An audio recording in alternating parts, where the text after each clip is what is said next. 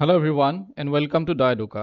আজি আমি ডিসকাস কৰিম কমপ্লিট আসাম হিষ্ট্ৰী আমাৰ আসাম হিষ্ট্ৰী আমি পঢ়িছোঁ সকলোৱে আমি জাষ্ট এটা ৰিভিজন নোটছ মই প্ৰিপেয়াৰ কৰিছোঁ য'ত ইম্পৰ্টেণ্ট যিখিনি পইণ্টছ আছে সেইখিনি মই ইনক্লুড কৰিছোঁ আৰু এই ভিডিঅ'টো কাৰ কাৰণে আপোনালোকৰ প্ৰফিটেবল হ'ব যিয়ে আগতে আসাম হিষ্ট্ৰী পঢ়িছে তেওঁলোকৰ কাৰণেও হ'ব আৰু যিসকলে এতিয়ালৈকে একো পঢ়া নাই আৰু এতিয়ালৈকে যিহেতু এক্সামৰ কাৰণে আমাৰ হাতত খুবেই কম সময় আছে তেওঁলোকে এই ৰিভিজন নোটছ পঢ়িও তেওঁলোকে এক্সামটো দিব পাৰিব আৰু মানে এইখিনি পঢ়িও তেওঁলোকে ভালদৰে বুজি পাব বুলি মই আশা ৰাখিছোঁ চ' ইয়াৰ যিটো PDF সেই PDFটো আপোনালোকে টেলিগ্ৰাম চেনেলত পাব আমি ইয়াৰ পৰা মই কমপ্লিট যিখিনি নোটছ আছে কমপ্লিট নোটছ আমাৰ দুটা পেজত শেষ হৈ গৈছে মই দুটা পেজতে ৰাখিছোঁ আমি টোটেল আমাৰ 1947 লৈকে যেতিয়ালৈকে আমাৰ স্বাধীনতা আমি পালোঁ তেতিয়ালৈকে আজি আমি ডিছকাছ কৰিম এতিয়া প্ৰথমতে আমি সকলোৱে জানো যে প্ৰথম যিটো আমাৰ ডাইনেষ্টি আছিলে যিটো বংশ আছিলে অসম হিষ্ট্ৰীত সেইটো হৈছে দানৱা ডাইনেষ্টি এইটো ফাৰ্ষ্ট নন ৰুলাৰ আছিলে সেই ডাইনেষ্টিটোৰ সেইজন হৈছে মহিৰংগ দানৱা এতিয়া তাৰপিছতে ঘটকাসুৰ বুলি এজন আছিলে যিজন ৰুলাৰ অফ কিৰটছ আছিলে আৰু যাক নৰকাসুৰে মাৰিছিলে নৰকাসুৰৰ এটা ডাইনেষ্টি আছিলে সেইটো হৈছে ভৌমা ডাইনেষ্টি এতিয়া আৰু নৰকাসুৰে এটা কেপিটেল বনাইছিলে নিজৰ সেইটো হৈছে প্ৰাগজ্যোতিষপুৰ এতিয়া নৰকাসুৰৰ পিছত ৰজা হৈছিলে ভগদত্তৰ যিগৰাকী জীয়েক আছিলে সেই জীয়েকগৰাকী বিয়া হৈছিলে কৌৰৱৰ যি দুৰ্যোধন আছে তেখেতলৈ বিয়া হৈছিলে সেইকাৰণে তেখেতে কৌৰৱৰ পক্ষে মহাভাৰতৰ তেখেতে যুদ্ধ কৰিছিলে তেখেতৰ দিনতে দীঘলী পুখুৰী আছে পুখুৰীটো মানে খন্দা হৈছিলে আৰু এজন ৰজা আছিলে ভালুকা বুলি যিজন হৈছে বানাসুৰ আপোনালোকে বানাসুৰ নামটো শুনিছে বানাসুৰ আৰু শিৱৰ তেওঁ পূজা কৰিছিলে আৰু বানাসুৰৰ ঊষা আৰু অনিৰুদ্ধৰ যিটো কাহিনী হয় শ্ৰীকৃষ্ণৰ যিজন নাতিয়েক আছিলে নাতিয়েকে বানাসুৰৰ যি জীয়েক আছিলে ঊষা তেখেতৰ লগত তেওঁৰ কি আছিলে ভালপোৱা আছিলে সেইকাৰণে তেওঁলোকে মানে নাতিয়েকক মানে শ্ৰীকৃষ্ণৰ নাতিয়েকক অপহৰণ কৰি ৰাখিছিলে বানাসুৰে সেইকাৰণে শ্ৰীকৃষ্ণই নিজৰ নাতিয়েকক উদ্ধাৰ কৰিবলৈ আহিছিলে আৰু যাক বচাবলৈ বানাসুৰক বচাবলৈ শিৱ আহিছিলে আৰু শিৱ অহাৰ কাৰণে সেইখন যুদ্ধক শিৱ আৰু শ্ৰীকৃষ্ণৰ মাজত যুদ্ধ হৈছিলে সেইকাৰণে সেইখন হৰিহৰৰ যুদ্ধ বুলি কোৱা হয় হৰি মানে হৈছে শ্ৰীকৃষ্ণ আৰু হৰ মানে হৈছে শিৱ তো বানাসুৰা গ্ৰেণ্ডছন অফ বানাসুৰা হৈছে ভালুকা আৰু তেখেতে নিজৰ কেপিটেলটো বনাইছিলে ভালুকপুঙত এইটো হৈছে চিম্পলি দানৱা ডাইনেষ্টি যাৰ ওপৰত ইমান কুৱেশ্যন আমাৰ অহা দেখা নাযায় আমি যিমান দূৰ দেখিছোঁ কুৱেশ্যন এইটোৱে আহে যে প্ৰথম নন ৰুলাৰ কোন হয় আৰু দানৱা ডাইনেষ্টি কোনে স্থাপন কৰিছিলে তাৰপিছত এইটো আছে কি তাৰপিছত আছে বৰ্মন ডাইনেষ্টিৰ বিষয়ে আমি সকলোৱে পঢ়িছোঁ পুষ্য বৰ্মনে বৰ্মন ডাইনেষ্টি স্থাপন কৰিছিলে 350 ADৰ পৰা 380 ADলৈকে এই চনকেইটা ইম্পৰ্টেণ্ট এই চনকেইটা মনত ৰাখিব আপোনালোকক কুৱেশ্যনত সুধিব পাৰে তেখেত কাৰ সমসাময়িক আছিলে এই চিনডাল এইটো কাৰণে দিছোঁ যাতে সমসাময়িক বুলি আমি ধৰিব পাৰোঁ পুষ্য বৰ্মনৰ তাৰমানে সেই সময়ত পুষ্য বৰ্মনে যদি ইয়াত ৰাজত্ব কৰি আছে ঠিক তেনেদৰে বেলেগ এজন ৰজা আছিলে সেইজন হৈছে সমুদ্ৰগুপ্ত হ'ল তো তেখেত দুইজন একে সময়ৰ আছিলে এইটো সেইকাৰণে টাইমলাইনটো চাওক 350 ADৰ পৰা 375 AD আৰু 350 ADৰ পৰা 380 লৈকে পুষ্য বৰ্মন আছিলে সমুদ্ৰগুপ্ত তেখেতৰ সমসাময়িক আছিলে পুষ্য বৰ্মনে এটা টাইটেল লৈছিলে সেইটো হৈছে মহাৰাজা ধীৰাজ পুষ্য বৰ্মনৰ পিছত মহেন্দ্ৰ বৰ্মন আহিলে যিজনে 450 পৰা 480 ADলৈকে ৰাজত্ব কৰিলে ফাৰ্ষ্ট কিং অফ কামৰূপা প্ৰথমজন তেওঁ কামৰূপৰ ৰজা যিয়ে গুপ্তাৰ বিৰুদ্ধে এটা ছাকচেছফুল ৱাৰ তেখেতে কি কৰিছিলে মানে সংগঠিত কৰিছিলে এতিয়া তেওঁ এজন প্ৰথম বৰ্মন কিং যিজনে অশ্বমেধ যজ্ঞ তেওঁ কৰিছিলে এনেকুৱা নহয় যে আগতে কোনোবাই অশ্বমেধ যজ্ঞ কৰা নাছিলে কিন্তু বৰ্মন বংশত তেওঁৱে প্ৰথম বৰ্মন কিং যিজন মহেন্দ্ৰ বৰ্মন যিজনে অশ্বমেধ যজ্ঞ তেওঁ কৰিছিলে তাৰপিছত ভাস্কৰ বৰ্মন আহিলে যিজন বেষ্ট কিং হয় বা লাষ্ট কিং হয় একেবাৰে শেষৰ ৰজাজন হৈছে ভাস্কৰ বৰ্মন আৰু তেখেতে হৈছে শ্ৰেষ্ঠ ৰজা বৰ্মন বংশৰ 594 পৰা 650 ADলৈকে তেখেত আছিলে তেখেত কাৰ সমসাময়িক আছিলে হৰ্ষবৰ্ধনৰ সমসাময়িক আছিলে আৰু হৰ্ষবৰ্ধনৰ লগত তেখেতৰ খুব ভাল সম্পৰ্ক আছিলে তেখেতৰ দিনতেই ভাস্কৰ বৰ্মনৰ দিনতেই হিউৱেন চাঙে ভিজিট কৰিছিলে তেখেতে ভিজিট কৰি পেলাই এখন কিতাপ লিখিছিলে সেইখন হৈছে চিয়ুকি কামৰূপৰ বিষয়ে আৰু কামৰূপৰ বিষয়ে তেওঁ লিখিছে যে কামৰূপৰ যিটো পৰিধি যিটো চাৰ্কামফাৰেন্স যিটো পৰিধি সেইটো কিমান দৈৰ্ঘ্য আছিলে 1700 মাইলছ আছিলে ঠিক আছে সেইটো তেতিয়া মাইলছত জোখা হৈছিলে he was a bachelor king আৰু ভাস্কৰ বৰ্মনে কেতিয়াও বিয়া বাৰু কৰোৱা নাছিলে বেচেলৰ কিং আছিলে যাৰ কাৰণে তেখেতক কুমাৰ ভাস্কৰ বৰ্মন বুলি আমি জানো বৰ্মন ডাইনেষ্টিৰ পিছত আহিলে শালস্তম্ভ ডাইনেষ্টি যিটোক আমি কি বুলি ক'ম লেচা ডাইনেষ্টি বুলি ক'ম ইয়াৰ ওপৰতো কুৱেশ্যন অহা দেখা যায় শালস্তম্ভ যিজন আছিলে তেখেতে এই যিটো মানে ডাইনেষ্টি যিটো বংশ তেখেতে স্থাপন কৰিছিলে আৰু তেজপুৰ ৰক ইনস্ক্ৰিপশ্যন আৰু হয়ুংথাল ৰক ইনস্ক্ৰিপশ্যন এই দুইটাৰ যিটো আমাৰ আমাৰ হিলত যিটো লিখি থোৱা থাকে ইনস্ক্ৰিপশ্যন সেইটোক ৰক ইনস্ক্ৰিপশ্যন বুলি কোৱা হয় তেজপুৰ আৰু হয়ুংথাল এই দুইটা কাৰ দিনৰ হয় হজেৰা বৰ্মন আপোনালোকে শুনিছে নামটো এইটো কুৱেশ্যন আগতে আহি গৈছে এতিয়া তেখেতৰ দিনতেই কেপিটেলটো তেখেতে শিফ্ট কৰি দিলে, মানে হাজাৰ বৰ্মনৰ দিনতে কেপিটেলটো শিফ্ট কৰি দিলে হৰূপেশ্বৰ বা হাদৰাপেশ্বৰ, যিটো বৰ্তমানৰ তেজপুৰ হয়। এই বংশটোৰ শালস্তম্ভ ডাইনেষ্টিৰ শেষৰ ৰজাজন হৈছে ত্যাগৰাজ সিংহ, যিজনে 970 পৰা 990 এডিলৈকে ৰাজত্ব কৰিছিল। শালস্তম্ভ ডাইনেষ্টিৰ পিছত আহিছে পালা ডাইনেষ্টি। পালা ডাইনেষ্টিৰ যিজনে পালা ডাইনেষ্টি স্থাপন কৰিছিলে তেখেত হৈছে ব্ৰহ্মপালা। 970 পৰা 990 এডিলৈকে তেখেত আছিলে। তেখেতে ফাউণ্ডাৰো হয়, তেখেতে ইমান টাইমলৈকে তেওঁ ৰাজত্ব কৰিছিলে। আৰু এই বংশটোৰ পালা ডাইনেষ্টিৰ শ্ৰেষ্ঠ ৰজা বুলি ক'বলৈ গ'লে ৰত্নপালা হ'ব। 1010 এডিৰ পৰা 1040 এডিলৈকে তেখেতে ৰাজত্ব কৰিছিলে। তেখেতৰ দিনত ৰত্নপালাৰ দিনত যিটো কেপিটেল আছিলে সেইটো আছিলে শ্ৰী দুৰ্জয়া। আৰু এই বংশটোৰ শেষৰজন ৰজা হৈছে জয়পালা। 1120 চনৰ পৰা 1138 মানে 38 চনলৈকে এডিলৈকে তেখেতে ৰাজত্ব কৰিছিলে।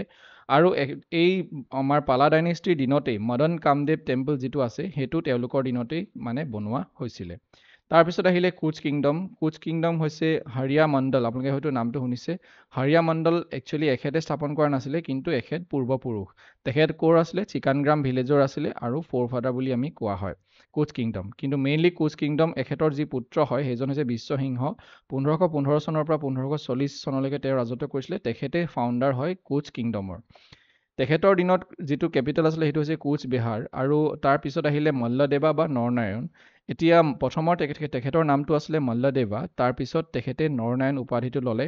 সেইটো লৈছে 1540। তাৰমানে যেতিয়া তেওঁ ৰাজত্ব কৰিবলৈ আৰম্ভ কৰিলে বা যেতিয়া তেওঁ সিংহাসনত বহিলে তেতিয়াই তেখেতে এই টাইটেলটো ল'লে 1540। তেখেত হৈছে শ্ৰেষ্ঠ ৰজা আৰু তেখেতক আমি বিক্ৰমাদিত্য অফ কামৰূপ বুলিও আমি জানো। এতিয়া তাৰপিছত আৰু এজন আছিলে শুক্লধ্বজ বা চিলাৰায়, যিজন তেখেতৰ ভায়েক আছিলে, যিজন কমাণ্ডাৰ ইন চিফ। তেখেত ৰজা আছিলে আৰু এখেত মানে সেনাপতি আছিলে। চিলাৰায় তেখেতে যিটো যুদ্ধত তেওঁ যুদ্ধ কৰিব পৰা যিটো ক্ষমতা, উৰি উৰি যুদ্ধ কৰিব পৰা যিটো ক্ষমতা বহুত ভাল আছিলে, সেইকাৰণে তেখেতক চিলাৰায় উপাধিটো দিয়া হৈছিলে। নেক্সট যিটো আছে ডাইনেষ্টি বা কিংডম সেইটো হৈছে কছাৰী কিংডম। কছাৰী কিংডমৰ যি ডিচেণ্ডেণ্ট আছে, মানে কছাৰী কিংডমৰ যিসকল ব্যক্তি আছে, তেওঁলোকে এইটো ক্লেইম কৰে যে তেখেত ঘটোৎকচা বংশৰ হয় আৰু ঘটোৎকচা হৈছে ভীমৰ পুতেক। ভীম হৈছে পঞ্চপাণ্ডৱৰ 2 নম্বৰজন। আহোম কিং ৰুদ্ৰসিংহৰ দিনতেই কছাৰী কিংডম কাৰ আণ্ডাৰলৈ অনা হৈছিলে? মানে আহোমৰ আণ্ডাৰলৈ অনা হৈছিলে। তো কাৰ দিনত অনা হৈছিলে? সেইজন হৈছে ৰুদ্ৰসিংহ ফ্ৰম তাম্ৰধ্বজৰ পৰা। তাম্ৰধ্বজে কি কৰি আছিলে? তেতিয়া ৰাজত্ব কৰি আছিলে কছাৰী কিংডম। কছাৰী কিংডমৰ লাষ্ট যিজন ৰজা সেইজন হৈছে গোবিন্দ চন্দ্ৰ। 1813 পৰা 1830লৈকে আছিলে। কছাৰী কিংডমৰ পিছত আমি এতিয়ালৈকে কি পঢ়িলোঁ? দানৱ ডাইনেষ্টি, বৰ্মন ডাইনেষ্টি, তাৰপিছত পালা dynasty, Salastambha, Koch kingdom, Kachari kingdom. এতিয়া আমি আহিছোঁ আহোম কিংডম, য'ৰ পৰা আমাৰ কুৱেশ্যন বহুত বেছি পৰিমাণে আহে। এয়াই হৈছে আহোম কিংডম, যিয়ে কি কৰিছিলে? 600 বছৰ ৰাজত্ব কৰিছিলে আৰু যাৰ প্ৰথম কেপিটেল আছিলে চৰাইদেউ, যিয়ে এতিয়া কি পালে? আমাৰ ৱৰ্ল্ড হেৰিটেজ চাইট, যিটো তেওঁলোকে স্বীকৃতি লাভ কৰিছে। চুকাফাই এইটো স্থাপন কৰিছিলে 1228 খ্ৰীষ্টাব্দত আৰু তেখেত চুকাফা হৈছে প্ৰিন্স অফ মাউলুং। আপাৰ যি বাৰ্মা আছে, মানে ম্যানমাৰ বৰ্তমানৰ আপাৰ বাৰ্মাৰ তেখেত এজন প্ৰিন্স আছিলে আৰু আহোম কিংডম তেখেতে স্থাপন কৰিছিলে। প্ৰথমটো কেপিটেল আছিলে চৰাইদেউ 1253 চনত। এইবিলাক কুৱেশ্যন আহে, প্ৰত্যেকটো চনে ইয়াত ইম্পৰ্টেণ্ট। তাৰপিছত আহিলে চুডাংফা। এনেকুৱা নহয় যে এইটো ইনষ্টেণ্টলি তেওঁ চুডাংফা আহিলে, ইয়াৰ মাজতো বহুত কেইজন ৰজা আছিলে আৰু মিনিষ্ট্ৰীও তেওঁলোকৰ ৰজা নথকাৰ সময়খিনিত তেওঁলোকৰ মিনিষ্টাৰে শাসন কৰিছিলে। কিন্তু মই ইম্পৰ্টেণ্ট ৰজা কেইজনৰ নামটো ইয়াত লিখিছোঁ।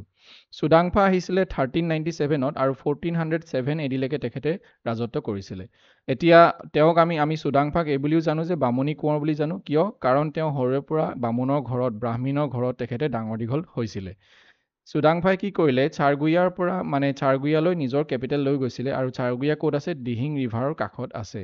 আৰু চুডাংফাই হৈছে প্ৰথম কিং যিজনে এটা চেৰেমনি ষ্টাৰ্ট কৰিছিলে, সেইটো হৈছে কৰ'নেশ্যন চেৰেমনি। তাৰমানে ৰাজ্য অভিষেক বুলি যিটো কোৱা হয়, বা যিটো তাজ থাকে, মানে ৰজাৰ যিটো মুকুট থাকে, সেই মুকুটটো পিন্ধাই পেলাই এটা চেৰেমনি কৰা হয় আৰু সেইটো প্ৰথমজন আহোম ৰজাই কোনজনে ষ্টাৰ্ট কৰিছিলে? সেইজন হৈছে চুডাংফা বা বামুণী কোঁৱৰ। আৰু এইটো চিংগাৰী ঘৰ উঠা বুলিও আমি কোৱা হয়। তাৰপিছত ইম্পৰ্টেণ্ট ৰজাজন হৈছে চুহুংমুং, যাৰ ওপৰত কুৱেশ্যন আমাৰ সঘনাই আহি থাকে। চুহুংমুঙৰ এটা হিন্দু নাম আছে, সেইটো হৈছে স্বৰ্গনাৰায়ণ। 1497 পৰা 1539লৈকে তেখেত আছিলে আৰু তেখেতক আমি দিহিঙীয়া ৰজা বুলিও জানো, কাৰণ যিটো কেপিটেল, আহোমৰ কেপিটেল, সেইটো বকতালে তেওঁ লৈ গৈছিলে। এইটোও আছিলে দিহিং ৰিভাৰ ছাইডত, সেইকাৰণে এখেতক দিহিঙীয়া ৰজা বুলি আমি জানো। তেখেতে এটা মিনিষ্টাৰৰ এটা ক্লাছ তেওঁ ষ্টাৰ্ট কৰিলে, তাৰমানে বেলেগ বেলেগ পদ থাকে, এটা নতুন পদৰ তেওঁ সৃষ্টি কৰিলে, সেইটো হৈছে বৰপাত্ৰ গোহাঁই। তেখেতৰ দিনতেই চুহুংমুঙৰ দিনতেই প্ৰথম চেঞ্চাছ ষ্টাৰ্ট হৈছিলে। যেনেকৈ আমাৰ 2011 চেঞ্চাছ আমি পঢ়োঁ, ঠিক তেনেকৈ তেতিয়া প্ৰথম চেঞ্চাছ তেওঁলোকে ষ্টাৰ্ট কৰিছিলে তেওঁৰ দিনতেই। তেওঁৱে হৈছে প্ৰথমজন আহোম ৰজা যিজনে চাকা এৰা ইউজ কৰিছিলে। যেনেকৈ ইয়াত এতিয়া আমাৰ কেলেণ্ডাৰবিলাক গ্ৰেগেৰিয়ান কেলেণ্ডাৰ থাকে, কিন্তু তেওঁ কি ইউজ কৰিছিলে? প্ৰথমজন আহোম ৰজা যিয়ে চাকা এৰা তেওঁ অফিচিয়েল কেলেণ্ডাৰত তেওঁ ইউজ কৰিছিলে। তাৰপিছত চুকলেংমুং আহিলে, যিজনক আমি গড়গঞা ৰজা বুলিও জানো। 1539ৰ পৰা 1552 লৈকে আছিলে। তেখেতক গড়গঞা ৰজা বুলি জনাৰ কাৰণটো হৈছে তেওঁ গড়গাঁৱলৈ নিজৰ কেপিটেলটো শ্বিফ্ট কৰিছিলে। তেখেতৰ দিনতেই নগাঁৱলী আৰু গড়গাঁও পুখুৰী বনোৱা হৈছিলে। তাৰপিছত আহিলে আমাৰ চুকাম্ফা। চুকাম্ফাক আমি খৰা ৰজা বুলিও জানো বা লেম ৰজা, তাৰমানে তেখেতৰ এটা ভৰি কোজা আছিলে। তেওঁ 1552ৰ পৰা 1603 লৈকে তেখেত আছিলে। এতিয়া আমি আহিছোঁ, নেক্সট হৈছে আমাৰ চুচেনফা। চুচেনফাৰ যিটো হিন্দু নাম সেইটো হৈছে প্ৰতাপ সিংহ। তেওঁলোকৰ প্ৰত্যেকটো নামেই মনত ৰাখিব, যিটো তেওঁলোকৰ হিন্দু নাম আছে বা যিটো তেওঁলোকৰ আহোম নাম আছে, সেইটো আমাক ইম্পৰ্টেণ্ট, আমাক পৰীক্ষাত সেইটো সোধে। এতিয়া চুচেনফা আহিলে আৰু প্ৰতাপ সিংহ আহিলে, তেখেতে আহি পেলাই আৰু দুটা নিউ পষ্টৰ তেওঁ ক্ৰিয়েট কৰিলে। সেইটো হৈছে বৰফুকন আৰু বৰবৰুৱা। তাৰপিছত মোমাই তামুলী বৰবৰুৱা হৈছে প্ৰথমজন বৰবৰুৱা। সেই পদটোত মানে প্ৰথমতে এখেতক নিযুক্তি দিয়া হৈছিলে। তেখেতে আৰু এটা ছিষ্টেম উলিয়ালে, সেইটো হৈছে পাইক ছিষ্টেম। তাৰমানে এটা কৰ্মচাৰী এটা ছিষ্টেম উলিয়ালে, যিয়ে নেকি তেওঁলোকে নিজৰ কৰ্মখিনি বা নিজৰ যি সেৱা আছে তেওঁলোকে মানে দিবই লাগিব, আৰু সেইটো পাইকৰ থ্ৰুৱেদি হ'ব। নৌন এজ বুদ্ধি স্বৰ্গনাৰায়ণ। তেখেত বহুত বুদ্ধিয়ক আছিলে, সেইকাৰণে তেখেতক বুদ্ধি স্বৰ্গনাৰায়ণ বুলি কোৱা হয়। এই যিটো পাইক ছিষ্টেম এইটো বহুত ইম্পৰ্টেণ্ট হয় বা এইটো বহুত ফেমাছ হয়। আমি চিম্পলি এইটো জানিলেই হ'ব যে পাইক ছিষ্টেমটো কোনে উলিয়াইছিলে। সেইটো হৈছে আমাৰ প্ৰতাপ সিংহ আৰু চুচেনফা। তাৰপিছত আহিলে চুটিংফা বা নৰিয়া ৰজা। এখেত অকল বেমাৰত ভুগি থাকে, সেইকাৰণে তেখেতক নৰিয়া ৰজা বুলি কোৱা হয়। তাৰপিছত আহিলে চুতামলা বা জয়ধ্বজ সিংহ। তাৰপিছত আহিলে চুপুংমুং বা চক্ৰধ্বজ সিংহ। তাৰপিছত ইম্পৰ্টেণ্ট ৰজাজন হৈছে চুন্যাতফা বা উদয়াদিত্য সিংহ। এখেতৰ দিনতেই হৈছিলে most famous battle of Saraighat 1671ত, যিটো হৈছিলে য'ত আহোমৰ ফালৰ পৰা মানে যুদ্ধ কৰিছিলে লাচিত বৰফুকনে আৰু মোগলৰ ফালৰ পৰা যুদ্ধ কৰিছিলে ৰাম সিংহই। এতিয়া ৰাম সিংহটো হৈছে হিন্দু নাম, কিন্তু মোগলটো হৈছে তেওঁলোক মুছলমান। কিন্তু আমি ভাবোঁ যে ৰাম সিংহই কিয় যুদ্ধ কৰিছিলে? কাৰণ মোগলৰ তলত আছিলে চব মানে আহোম ৰজাসকল, মানে আহোম ৰজা নহয়, চব হিন্দু ৰজাসকল আছিলে, হয়নে? চ' সেইটো কাৰণে তাৰ মাজত এজন, আৰু সেইটো টাইমত বহুত মানে মোগলক বহুতে মানিছিলেও, সেইটো কাৰণে এজন হিন্দু ৰজাই তেওঁলোকৰ ফালৰ পৰা মানে যুদ্ধ কৰিবলৈ আহিছিলে, ৰাম সিংহ। আৰু এজন হৈছে লাচিত বৰফুকন, আহোমৰ ফালৰ পৰা তেখেতে যুদ্ধ দিছিলে, যিখন যুদ্ধত আহোমসকল জয়ী হৈছিলে। চুলিকফা আহিলে বা ৰত্নধ্বজ সিংহ, যিজনক আমি লৰা ৰজা বুলিও জানো, আৰু যাৰ দিনতেই জয়মতীক শাস্তি দিয়া হৈছিলে। জয়মতী কাহিনীটো আপোনালোকে সকলোৱে জানে। জয়মতী আছিলে গদাপাণি বা গদাধৰ সিংহ বা চুপাতফা, এখেতৰ মানে কি হৈছে ৱাইফ, আৰু তেওঁ পলাই গৈছিলে গদাপাণি, আৰু যাৰ কাৰণে এওঁলোকে বা লৰা ৰজা হয়নে বা লালুখোলা বৰফুকন, তেওঁলোকে কি কৰিছিলে? জয়মতীক শাস্তি দিছিলে, হয়নে? জয়মতী চিনেমাখন হয়তো সকলোৱে চাইছে। এতিয়া গদাধৰ বা গদাপাণি আহি পেলাই লালুখোলা বৰফুকনকতো মাৰিলে, তাৰপিছতে তেখেতে বাৰকলালে নিজৰ কেপিটেলটো শ্বিফ্ট কৰিলে। এখেতৰ দিনতেই মোগল আৰু আহোমৰ যিখন যুদ্ধ ইটাখুলি ৰণ, সেইখন হৈছিলে 1682 চনত। তেখেতৰ দিনতেই ধুদৰালি বনোৱা হৈছিলে, উমানন্দ দেৱালয় বনালে, আৰু প্ৰথমটো লেণ্ড ছাৰ্ভে কৰিলে। যেনেকৈ আমাৰ এতিয়া মাটিৰ পট্টা বিতৰণ কৰা হয়, বা লেণ্ড ছাৰ্ভে কৰিব লাগিব যে কোনটো লেণ্ড, কোনডোখৰ মাটি ক'লৈকে আছে, কোনডোখৰ মাটি কাৰ নামত আছে, তেনেকুৱা এটা ছাৰ্ভে তেওঁলোকে কৰিলে। এইটো কাৰ দিনত প্ৰথমবাৰৰ কাৰণে হৈছিলে? গদাধৰ সিংহৰ দিনত বা গদাপাণি বা চুপাতফা। তাৰপিছত আহিলে ৰুদ্ৰসিংহ। এখেতৰ দিনত কালচাৰেল বহুত ইম্প্ৰুভমেণ্ট হৈছিলে। তেখেতৰ মাক আছিলে জয়মতী, তাৰমানে গদাপাণিৰ পুতেক হৈছে ৰুদ্ৰসিংহ। দুজন আছিলে, লাই আৰু লেচাই। চ' লাই ডাঙৰ হয় আৰু লেচাই সৰু হয়, আৰু সেইকাৰণে ডাঙৰজন ৰজা হৈছিলে ৰুদ্ৰসিংহ, যাৰ হিন্দু নামটো হৈছে ৰুদ্ৰসিংহ আৰু আহোম নামটো হৈছে চুখ্ৰুমফা। তেখেতৰ দিনতেই বনোৱা হৈছিলে জয়সাগৰ টেং বা জয়দৌল। জয়সাগৰ টেংটো বনাইছিলে তেখেতে নিজৰ মাকৰ স্মৃতিত। জয়দৌল বনালে, আৰু নামদাঙৰ যি শিলৰ সাঁকো আছে, নামদাং ষ্টোন ব্ৰিজ, আপোনালোকে হয়তো দেখিছে, সেইটো এখেতৰ দিনত ৰুদ্ৰসিংহৰ দিনত বনোৱা হৈছিলে। আমি জাষ্ট বস্তুবিলাক ৰিভাইজ কৰিছোঁ, যাতে আমি পৰীক্ষাৰ আগত যদি ভিডিঅ'টো এবাৰ চাই যাওঁ, আমি বস্তুবোৰ পাহৰি নাযাওঁ। তাৰপিছত শিৱসিংহ আহিলে। শিৱসিংহৰ আৰু বা আমি চুতানফা বুলি কোৱা হয়, আৰু ধাই-আলি। তেখেতৰ দিনত ধাই-আলি বনোৱা হৈছিলে। এতিয়া তেখেতে ভয়তে, যে তেখেতক এজন এষ্ট্ৰলজাৰে কৈছিলে যে আপোনাৰ ৰাজ্যখন বা আপোনাৰ জীৱনটো সংকটজনক অৱস্থাত আছে, যাৰ কাৰণে আপুনি কি কৰিলে, মানে তেখেতে নিজৰ ঠাইত নিজে সিংহাসনৰ পৰা আঁতৰি পেলাই নিজৰ কুইনক ফুলেশ্বৰী বা প্ৰমত্তেশ্বৰী কি কৰিলে, বৰ ৰজা বা চিফ কিং পাতিলে। আৰু তেওঁ কি কৰিলে, এইজন ৰজাই বা ফুলেশ্বৰীয়ে কি কৰিলে, গৌৰীসাগৰ টেংক বনালে। তাৰপিছত আৰু এজন আহিলে দ্ৰুপদী বা দেওপদী বা অম্বিকা, এখেতো হৈছে তেখেতৰ ৱাইফ, এখেতক বিয়া পাতিছিলে আৰু নেক্সট বৰৰজা তেখেতক বনালে। অম্বিকাই কি কৰিলে, শিৱদৌল যিটো মষ্ট ফেমাছ শিৱদৌল আছে আৰু শিৱসাগৰ যি টেংক আছে, এইটো অম্বিকা বা দেওপদী বা দ্ৰুপদীৰ দিনত বনোৱা হৈছিলে। আৰু এই দুয়োগৰাকী হৈছে শিৱসিংহৰ ৱাইফ। আৰু এগৰাকী আছিলে 3 নম্বৰ এগৰাকী, সেইটো আমাৰ ইমান ইম্পৰ্টেণ্ট নহয়। প্ৰমত্ত সিংহ আহিলে বা চুনেনফা আহিলে, প্ৰমত্ত সিংহৰ দিনত যি সিংহদুৱাৰ গড়গাঁও আছে, সিংহদুৱাৰ বা শুক্লেশ্বৰ ৰুদ্ৰেশ্বৰ টেম্পল আছে গুৱাহাটীত, সেইবিলাক ইম্পৰ্টেণ্ট বনোৱা হৈছিলে। এইবিলাক বহুত ইম্পৰ্টেণ্ট। তাৰপিছত ৰাজেশ্বৰ সিংহ আহিলে বা চুৰাম্ভা আহিলে। এতিয়া লতাকটা ৰণ, এইটো কোনো যুদ্ধ নহয়, মণিপুৰৰ ৰজাক হেল্প কৰিবলৈ তেখেতে গৈছিলে, মানে হেল্প কৰিবলৈ সৈন্য পঠাইছিলে। সেই সৈন্যসকল যাবলৈ কিছুমান হাবি জংঘল তেওঁলোকে কাটি যাবলগীয়া হৈছিলে, আৰু যাৰ কাৰণে এইখনক কি বুলি কোৱা হয়, লতাকটা ৰণ বুলি কোৱা হয়, ৰাজেশ্বৰ সিংহৰ দিনত বা চুৰাম্ভা। তেখেতে কি বনালে, কাৰেংঘৰ বনালে গড়গাঁৱত, বশিষ্ঠ আশ্ৰম বনালে, নৱগ্ৰহ মন্দিৰ বনালে, মণিকৰ্ণেশ্বৰ মন্দিৰ বনালে, চিত্ৰশাল মন্দিৰ বনালে, হৰ্ষগৌৰী দেৱালয় বনালে, হয়নে, হৰিগৌৰী, আৰু এইটো হৰিগৌৰী। তাৰপিছত আৰু এইটো কি বনালে, যে তলাতল ঘৰ বনালে শিৱসাগৰত। আপোনালোকে মোক ক'ব যে চিত্ৰশাল মন্দিৰ কোনটো শিলৰ ওপৰত আছে, কমেণ্টত জনাব। মোৱামৰীয়া ৰেবিলিয়ন হৈছিলে 1769ত, কাৰ দিনত হৈছিলে, লক্ষ্মী সিংহৰ দিনত। আপোনালোকক ডাইৰেক্ট কুৱেশ্যন সুধিব যে মোৱামৰীয়া ৰেবিলিয়ন কোন চনত হৈছিলে বা কাৰ দিনত হৈছিলে। তো যিটো প্ৰথমবাৰ কাৰণে হৈছিলে 1769ত, সেইটো হৈছিলে লক্ষ্মী সিংহৰ দিনত, আৰু যিটো 1782ত হৈছিলে সেইটো হৈছিলে গৌৰীনাথ সিংহৰ দিনত। আৰু গৌৰীনাথ সিংহই কি কৰিছিলে, আহোমৰ যিটো কেপিটেল আছিলে সেইটো ৰংপুৰ অৰ্থাৎ শিৱসাগৰৰ পৰা সেইটো ক'লে নিছিলে, যোৰহাটলৈ লৈ গৈছিলে।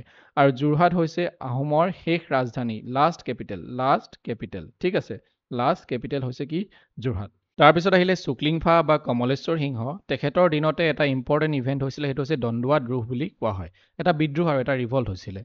সুদিনফা আহিলে বা চন্দ্ৰকান্ত সিংহ আহিলে, সুদিনফাই কি কৰিলে, তেখেতৰ দিনত মেইনলি চন্দ্ৰকান্ত সিংহৰ দিনত এটা বহুত ভয়াৱহ এটা ইভেণ্ট হৈছিলে, সেইটো হৈছে মানৰ আক্ৰমণ বা বাৰ্মিজ ইনভেজন। এইটো মানৰ দিন বুলি আমি যিকেইটা দিনত কওঁ, এইটো কাৰ দিনত হৈছিলে, চন্দ্ৰকান্ত সিংহ বা সুদিনফাৰ দিনত হৈছিলে। এতিয়া প্ৰথমতে আপোনালোকে ক'ৰবাত এই ডেটটো 1850, 1817 বুলিও পাব, কিন্তু আছাম ইয়েৰ বুকত আপোনালোকৰ 1815 বুলি আছে। most probably 1872 আপোনালোকৰ কাৰেক্ট, তেতিয়াহ'লে আপোনালোকে 1817 এইটো কৰি ল'ব। প্ৰথমে কি হ'ল, মানৰ আক্ৰমণ প্ৰথমে ইমান চনত হ'ল, 1817ত হ'ল। 1817ত হোৱাৰ পিছত বাদৌপায়া এটেক, মানে তেওঁলোকে এটেক কৰিলে, তেওঁলোকে পঠালে। পুৰন্দৰ সিংহ আছিলে আৰু তেখেতক পুৰন্দৰ সিংহক নতুন ৰজা হিচাপে তেওঁলোকে স্থাপন কৰিলে, মানে এই ইভেণ্টটোৰ যুদ্ধ হৈ যোৱাৰ পিছত। আৰু ৰুচিনাথ বুঢ়াগোহাঁই কি কৰিলে, মানে এখেতক ৰজা পাতিলে। আৰু ৰুচিনাথ বুঢ়াগোহাঁই কোন হয়, পূৰ্ণানন্দ বুঢ়াগোহাঁইৰ পুতেক হয়। তাৰপিছত মানে আকৌ আক্ৰমণ কৰিলে, কাৰণ তেওঁলোকে নিজৰ স্থিতিটো, আহোমে নিজৰ স্থিতিটো আকৌ ঘূৰাই আনিব বিচাৰিছিল, সেইকাৰণে আকৌ আক্ৰমণ কৰিলে 1819ত। এইটো মই আকৌ এবাৰ কৈছোঁ, এইটো 1817 হয়, কিন্তু কিছুমান বুকত আপোনালোকে 1815 বুলিও পাব। আকৌ মোক কমেণ্ট কৰি নজনাব যে এইটো 1815 লিখিলোঁ মই, কিন্তু এইটো 17 হয়, মই বাৰে বাৰে কৈ আছোঁ। এতিয়া 1819ত তেওঁলোকে আকৌ এটেক কৰিলে 2 নম্বৰ বাৰৰ কাৰণে, আৰু কাৰ জেনেৰেল এজন আছিলে সেনাপতি আলা মিংগি। আৰু 3 নম্বৰ বাৰ কাৰণে তেওঁলোকে 1821ত পঠালে, যাৰ ৰজা আছিলে তেতিয়া কি হৈ গ'ল, তাৰমানে বাৰ্মিজৰ ৰজা চেঞ্জ হৈ গৈছিলে, বাগিদাও আছিলে, তেখেতে পঠাইছিলে আৰু 1821ত। তো তিনিটা হ'ল, 1817 হৈ গ'ল, 19 হৈ গ'ল, 2 বছৰ মূৰে মূৰে, আৰু 1821 হৈ গ'ল। Burmese invaded British occupied territory. এতিয়া বাৰ্মিজে এটা ভুল কৰিলে কি, তেওঁলোকে ব্ৰিটিছৰ শাসনত যিখিনি জেগা আছিলে সেইখিনি এটেক কৰি দিলে, যাৰ কাৰণে ব্ৰিটিছৰ লগত এখন যুদ্ধ হ'ল, আৰু সেই যুদ্ধখন সমাপ্ত কেনেকৈ হ'ল, যে ইয়াণ্ডাবু সন্ধি তেওঁলোকে কৰিলে। ইয়াণ্ডাবু বুলি এডোখৰ জেগা আছিলে, তাত এটা সন্ধি কৰিলে, সেইকাৰণে ইয়াণ্ডাবু সন্ধি হ'ল। কেতিয়া কৰিছিলে, 24 ফেব্ৰুৱাৰীত কৰিছিলে 1826ত, যিটো আমি বহুত ইম্পৰ্টেণ্ট হয়। নেক্সটটো আমি আহিছোঁ, এতিয়া ব্ৰিটিছৰ শাসনকালত আমাৰ কিছুমান ইম্পৰ্টেণ্ট ইভেণ্ট হ'ল, সেইবিলাক আমি পঢ়োঁ, আৰু ইয়াৰে ভিতৰত কিছুমান যিবিলাক আমাৰ লেংগুৱেজ এণ্ড লিটাৰেচাৰ ক্ষেত্ৰত যিখিনি আমাৰ চেঞ্জ হ'ল, যিটোখিনি ৰিভলিউশ্যন আহিলে, সেইখিনি আপোনালোকে অসমীয়া ভাষা আৰু সাহিত্যত পঢ়িবলৈ পাব, সেইখিনি এতিয়া মই হিষ্ট্ৰীত ইনক্লুড কৰা নাই। ৰুল অফ ব্ৰিটিছ আমাৰ কি হৈ গ'ল, প্ৰথমটো আমাৰ যি অসমৰ ফালৰ পৰা যিটো বিদ্ৰোহ হৈছিলে, সেইটো মানে ব্ৰিটিছৰ এগেইনষ্টত, সেইটো কোনে কৰিছিলে, সেইটো কৰিছিলে গোমধৰ কোঁৱৰ আৰু ধনঞ্জয় বৰগোহাঁই, মানে 1828ত। তো 1826ত হৈছিলে, 2 বছৰ পিছত এইটো হৈ গ'ল। তাৰপিছত পিয়লি বৰফুকন আৰু জেউৰাম দুলীয়া বৰুৱাক তেওঁলোকে হেং কৰিলে, তেওঁলোকেও ৰিভল্ট কৰিছিলে তাৰপিছত, আৰু 1830ত কি কৰিছিলে, তেওঁলোকক মানে ফাঁচি দিয়া হ'ল। এতিয়া 1857ত যি চিপাহী বিদ্ৰোহ হৈছিলে, তাত মণিৰাম আৰু পিয়লি বৰুৱাক হেং কৰা হৈছিলে 1858ত। তাৰপিছতে আৰু কিছুমান ৰিভল্ট হৈছিলে বেলেগ বেলেগ জেগাত, সেইটো হৈছে এটাৰ ভিতৰত হৈছে ফুলাগুৰি ধাৱা হৈছিলে 1861ত, যিটো হৈছে প্ৰথমটো পিজেণ্ট আপৰাইজিং হয় অসমত।